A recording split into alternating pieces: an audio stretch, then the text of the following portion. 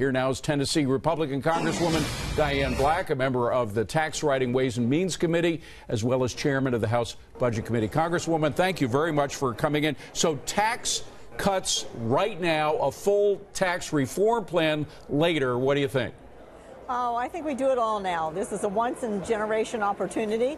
I think we take this opportunity. Look, we've been working on this for 7 years. I've been here in Congress for 7 years.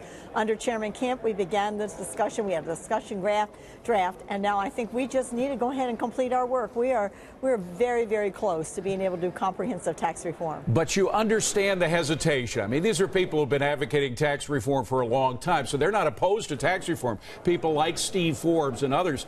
But what they say is you got to get tax cuts in immediately, and when you consider what happened with the health bill, we can't afford to have any kind of tax cuts stuck for another year.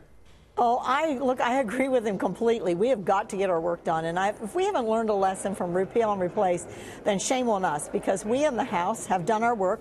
Under Chairman Brady, we have worked hard to make sure that we had a plan in place. We were far ahead of the Senate because we have been working on this for the past 6.5 years. And so we're ready to go. And you're going to see as soon as the budget is passed, then there is a opportunity for us to put this resolution on there. We'll be ready to go. But, you know, you mentioned the Senate, and of course, that's where the health reform bill got stuck. Yeah. Right now, there's this battle between Donald Trump and your senator from Tennessee, Bob Corker, over a lot of things. Do you think those disputes might get in the way of tax cuts passing in the Senate? I certainly hope not. I mean, we're big people. We need to do our work here. We need to take those arguments and take them behind the scenes, and I want the Senate to stand up and do this job. You know, they seem to me to be the one that is the child care center, adult child care center right now, because they're not passing the kinds of things that we put over there to them.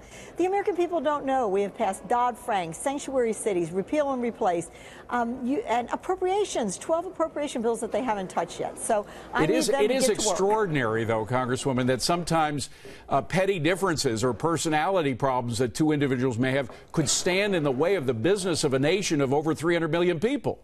And when the American people see that happening and they know this is a president that's ready to act, they get discouraged with us, and we are the swamp at that point in time. And so we've got to stop acting like the swamp, at least over there on the Senate side where we pass them good measures. They need to get to work, finish their job, and this will help the American people. Very quickly, the budget resolution requires a deficit-neutral tax cut.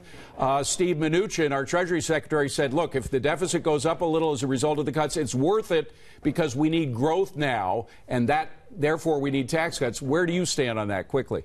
Well, I can tell you that we put out a plan that balances in 10 years. It's deficit neutral. It allows for growth in the economy.